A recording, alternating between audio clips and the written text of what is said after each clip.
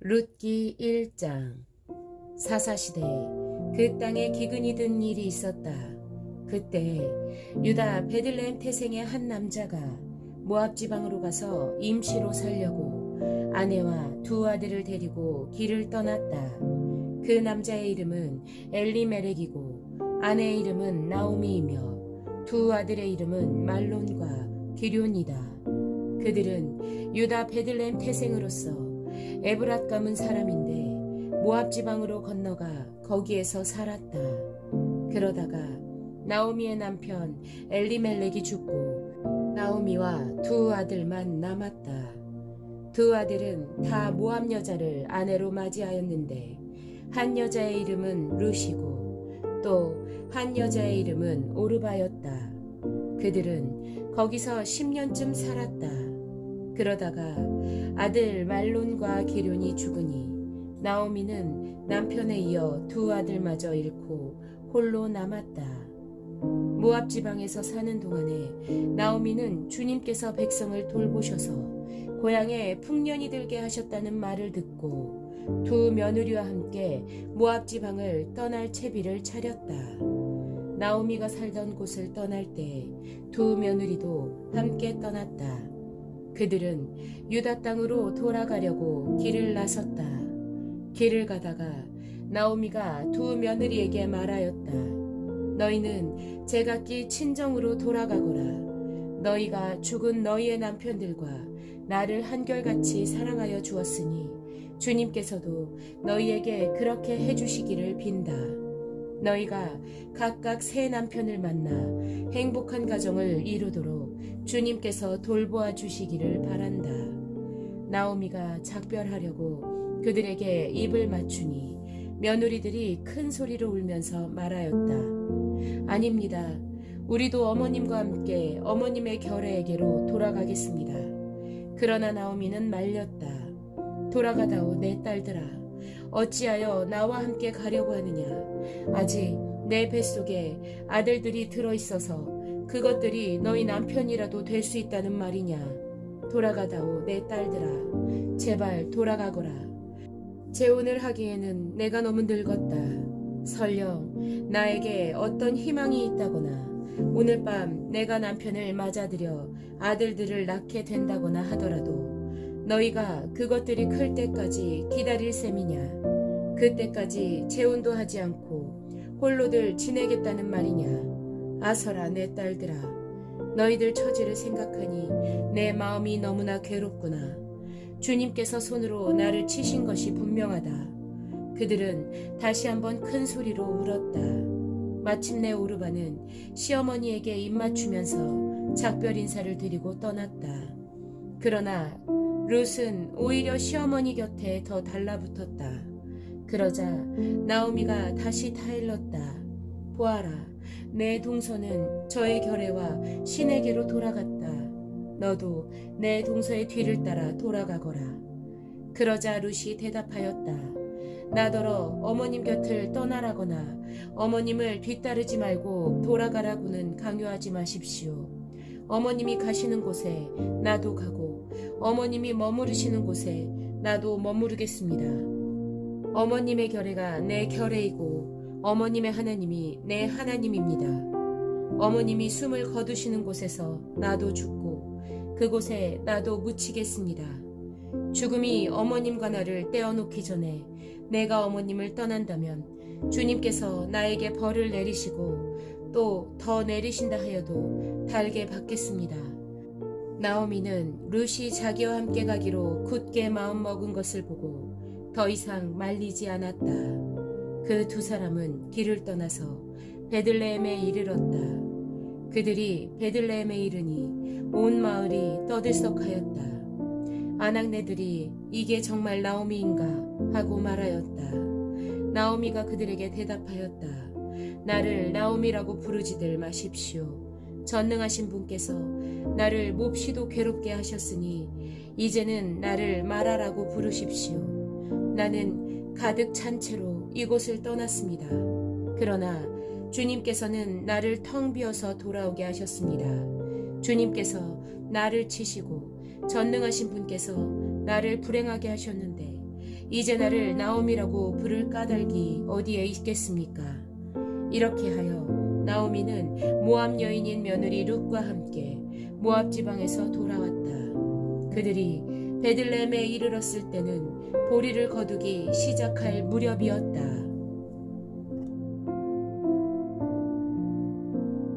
룻기 2장. 나오미에게는 남편 쪽으로 친족이 한 사람이 있었다. 그는 엘리멜렉과 지방간으로서 재력이 있는 사람이었다. 그의 이름은 보아스이다. 어느 날 모압 여인 룻이 나오미에게 말하였다. 밭에 나가 볼까 합니다. 혹시나 나에게 잘 대하여 주는 사람을 만나면 그를 따라다니면서 떨어진 이삭을 주울까 합니다. 나오미가 룻에게 대답하였다. 그래, 나가보아라. 그리하여 룻은 밭으로 나가서 곡식 거두는 일꾼들을 따라다니며 이삭을 주었다. 그가 간 곳은 우연히도 엘리멜렉과 집안간인 보아스의 밭이었다.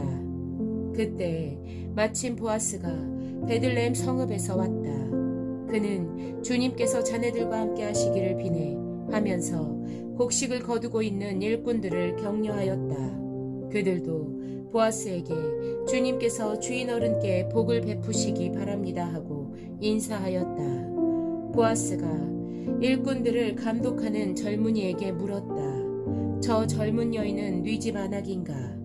일꾼들을 감독하는 젊은이가 대답하였다. 저 젊은 여인은 나오미와 함께 모압 지방에서 돌아온 모압 사람입니다. 일꾼들의 뒤를 따라다니면서 곡식단 사이에서 떨어진 이삭을 줍도록 허락해달라고 하더니 아침부터 와서 지금까지 저렇게 서 있습니다. 아까 여기 밭집에서 잠시 쉬었을 뿐입니다. 보아스가 룻에게 말하였다. 여보시오 세대, 내가 하는 말을 잘 들으시오. 이삭을 주우려고 다른 밭으로 가지 마시오. 여기를 떠나지 말고 우리 밭에서 일하는 여자들을 바싹 따라다니도록 하시오. 우리 일꾼들이 곡식을 거두는 밭에서 눈길을 돌리지 말고 여자들의 뒤를 따라다니면서 이삭을 줍도록 하시오. 젊은 남자 일꾼들에게는 덱을 건드리지 말라고 단단히 일러두겠소. 목이 마르거든 주저하지 말고 물단지에 가서 젊은 남자 일꾼들이 길어다가 둔 물을 마시도록 하시오. 그러자 룻은 엎드려 이마를 땅에 대고 절을 하면서 보아스에게 말하였다. 저는 한낱 이방 여자일 뿐인데 어찌하여 저 같은 것을 이렇게까지 잘 보살피시고 생각하여 주십니까? 보아스가 룻에게 대답하였다. 남편을 잃은 뒤에 댁이 시어머니에게 어떻게 하였는지를 자세히 들어서 다 알고 있소. 댁은 친정 아버지와 어머니를 떠나고 태어난 땅을 떠나서 엊그제까지만 해도 알지 못하던 다른 백성에게로 오지 않았소. 댁이 한 일은 주님께서 갚아주실 것이오. 이제 댁이 주 이스라엘의 하나님의 날개 밑으로 보호를 받으러 왔으니 그분께서 댁에게 넉넉히 갚아주실 것이오. 룻이 대답하였다. 어른께서 이토록 잘 보살펴 주시니 몸둘 바를 모르겠습니다. 어른께서 거느리고 계신 여종들 축에도 끼지 못할 이 종을 이처럼 위로하여 주시니 보잘것없는 이 몸이 큰 용기를 얻습니다. 먹을 때가 되어서 보아스가 그에게 말하였다. 이리로 오시오. 음식을 듭시다.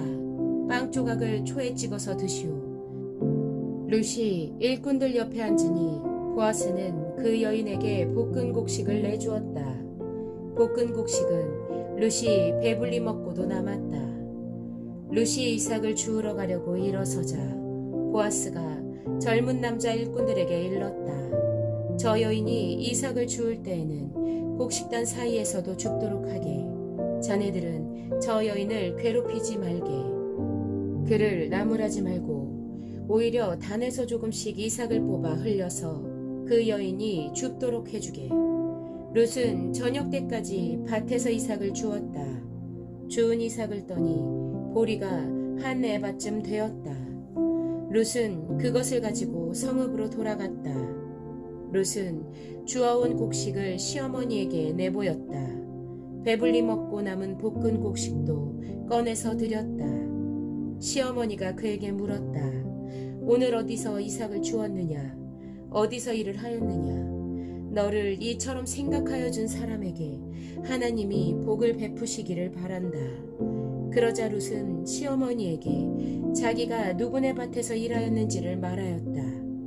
오늘 내가 가서 일한 밭의 주인 이름은 보아스라고 합니다. 나오미가 며느리에게 말하였다. 그는 틀림없이 주님께 복받을 사람이다. 그 사람은 먼저 세상을 뜬 우리 식구들에게도 자비를 베풀더니 살아있는 우리에게도 한결같이 자비를 베푸는구나. 나오미가 그에게 말을 계속하였다. 그 사람은 우리와 가까운 사이다. 그는 집안간으로서 우리를 맡아야 할 사람이다. 모압 여인 룻이 말하였다. 그뿐이 아닙니다. 그가 데리고 있는 젊은 남자 일꾼들이 곡식 거두기를 다 끝낼 때까지 그들을 바싹 따라다니라고 하였습니다. 나오미가 며느리 룻에게 일렀다. 얘야, 그가 데리고 있는 젊은 여자들과 함께 다니는 것이 좋겠구나. 젊은 남자 일꾼들에게 시달림을 받다가 다른 밭으로 가지 않아도 되니 말이다. 그리하여 룻은 보리 거두기뿐만 아니라 밀 거두기가 끝날 때까지도 보아스 집안의 젊은 여자들을 바싹 따라다니면서 이삭을 주었다. 그러면서 룻은 시어머니를 모시고 살았다. 룻기 3장. 시어머니 나오미가 룻에게 말하였다. 얘야, 내가 행복하게 살만한 안락한 가정을 내가 찾아보아야 하겠다. 생각하여 보렴. 우리의 친족 가운데 보아스라는 사람이 있지 아니하냐. 내가 요즘 그 집 여자들과 함께 일하고 있다. 잘 들어보아라. 오늘 밤에 그가 타작마당에서 보리를 까부를 것이다. 너는 목욕을 하고 향수를 바르고 고운 옷으로 몸을 단장하고서 타작마당으로 내려가거라.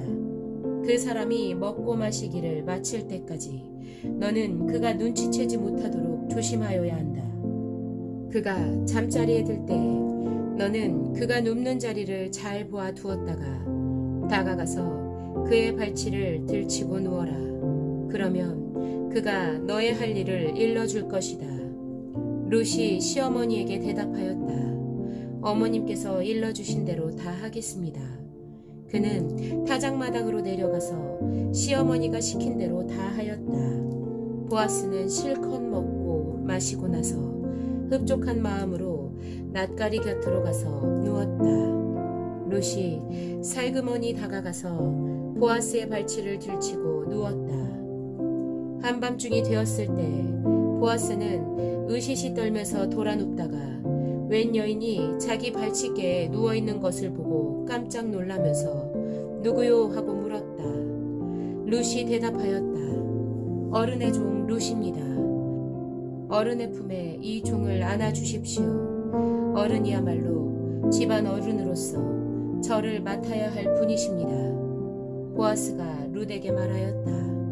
이봐요 룻, 그대는 주님께 복받을 여인이요. 가난하든 부유하든 젊은 남자를 따라감직한데 그렇게 하지 않으니 지금 그대가 보여준 갸륵한 마음씨는 이제까지 보여준 것보다 더욱더 값진 것이요. 이제부터는 걱정하지 마시오. 룻, 그대가 바라는 것이라면 무엇이든지 다 들어주겠소. 그대가 정숙한 여인이라는 것은 온 마을 사람들이 다 알고 있소.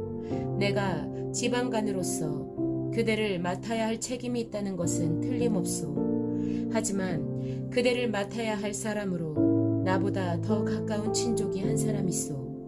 오늘 밤은 여기서 지내고 날이 밝거든 봅시다. 그가 집안간으로서 그대를 맡겠다면 좋소. 그렇게 하도록 합시다. 그러나 그가 그렇게 하지 않겠다면 그때에는 내가 그대를 맡겠소. 이것은 내가 살아계신 주님을 두고 맹세하는 것이요. 아침까지 여기 누워 있으시오. 룻은 새벽녘까지 그의 발치에 누워 있다가 서로 얼굴을 알아보기 어려운 이른 새벽에 일어났다. 이것은 보아스가 그 여인이 타작마당에 와서 있었다는 것을 남들이 알아서는 안 된다고 말하였기 때문이다. 보아스가 말하였다. 걸치고 있는 겉옷을 이리 가지고 와서 펴서 꼭 잡으시오. 보아스는 룻이 겉옷을 펴서 잡고 있는 동안 보리를 6번 되어서 그에게 이워주고는 성읍으로 들어갔다. 룻이 시어머니에게 돌아오니 시어머니가 물었다. 얘야, 어찌 되었느냐? 룻은 그 남자가 자기에게 한 일을 시어머니에게 낱낱이 말하고 덧붙여서 말하였다. 6번이나 되어서 준 이 보리는 어머님께 빈손으로 가서는 안 된다고 하면서 바로 그가 손수 담아준 것입니다. 그러자 시어머니가 일렀다. 얘야, 이 일이 어떻게 될지 확실해질 때까지 너는 가만히 기다리고 있거라. 아마 그 사람은 지금쯤 가만히 있지 않을 거다. 이 일을 마무리 짓는데 오늘을 넘기지는 않을 것이다.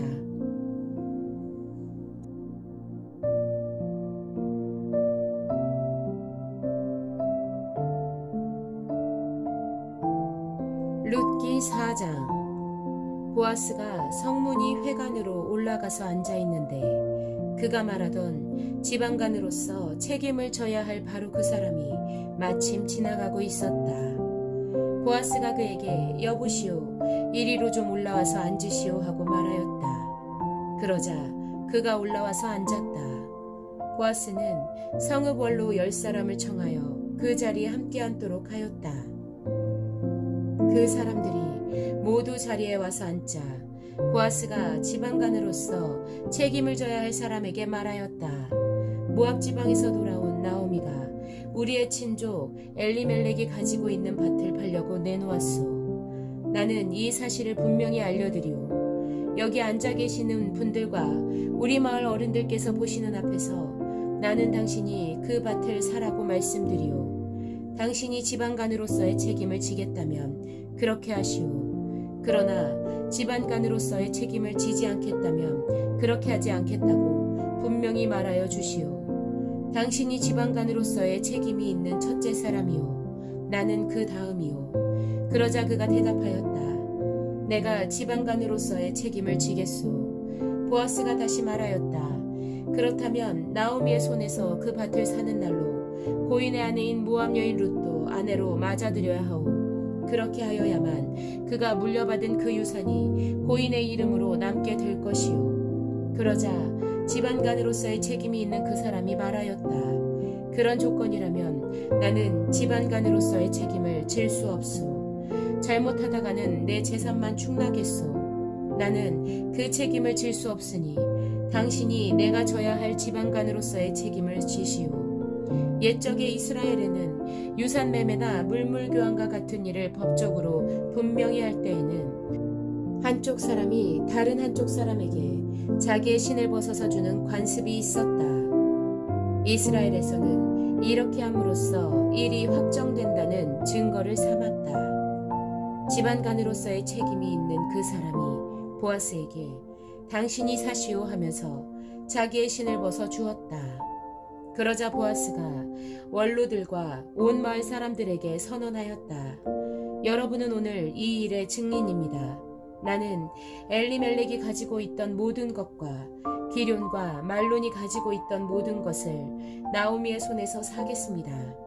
나는 말론의 아내인 모압 여인 룻도 아내로 맞아들여서 그 유산이 고인의 이름으로 남아있도록 하겠습니다. 그렇게 하여 고인의 이름이 그의 고향 마을에서도 끊어지지 않고 친족들 사이에서도 끊어지지 않도록 하겠습니다.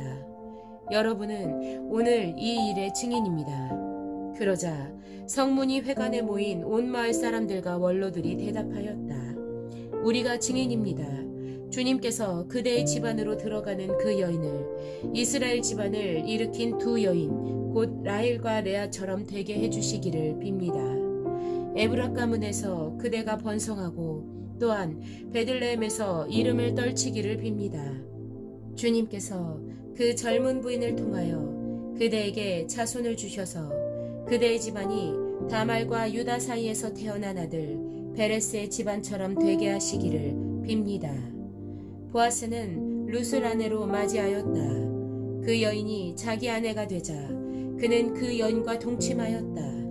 주님께서 그 여인을 보살피시니 그가 임신하여 아들을 낳았다. 그러자 이웃 여인들이 나오미에게 말하였다. 주님께 찬양을 드립니다. 주님께서는 오늘 이 집에 자손을 주셔서 대가 끊어지지 않게 하셨습니다. 그의 이름이 이스라엘에서 늘 길이어지기를 바랍니다.